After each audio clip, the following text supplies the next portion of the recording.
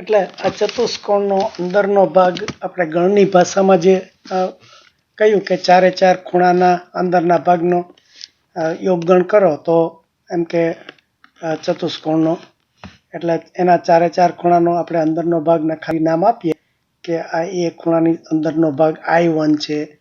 આ બધું આ ખૂણા બીની સામેનો I2 છે. ખૂણા સીની અંદરનો ભાગ I3 છે અને આ ખૂણા ડીની અંદરનો ભાગ I4 છે. એટલે આ બધાનો તમે જો છેદગણ કરો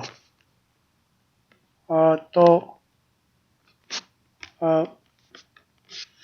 ચતુષ્કોણના ચારે ખૂણા અંદરનો છેદગણ એ ચતુષ્કોણનો અંદરનો ભાગ છે. એટલે આ આપણે એને છેદગણ કરીએ A1 I1 I2 છેદગણ I3 અને છેદગણ I4 તો એ બધાનો આપણે જો નામ આપીએ I નામ આપીએ એટલે ઇન્ટિરિયર અંગ્રેજી શબ્દ છે ઇન્ટિરિયર એના ઉપરથી નામ પડ્યું છે. ઇન્ટિરિયર એટલે અંદરનું એટલે I તો ઇન્ટિરિયર અંદરનો ભાગ થાય. એને બદલે આપણે એમ કે એક બીજી રીતે પણ છે કે તમે સામસામેના ખૂણાનો અંદરનો ભાગ છેદગણ લ્યો કે આ એક ખૂણો છે એની સામે એની અંદરનો ભાગ જો I1 હોય અને આ બી અને સીને કશું ન કરીએ પણ આ સામેનો ખૂણો આ સામેનો સી ખૂણો છે ABCD અને એના અંદરના ભાગનો આપણે જો છેદગણ કરીએ એટલે આને I1 કહીએ અને આને I3 કહીએ તો પણ એ આ ચતુષ્કોણનો અંદરનો ભાગ થઈ જાય.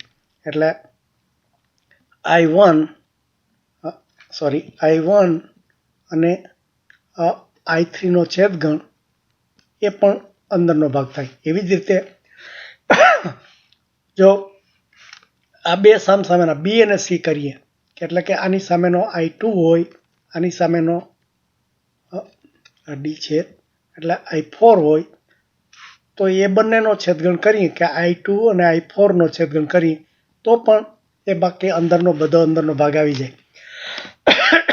એટલે આ બે રીતે આપણે અંદરનો ચતુષ્કોણના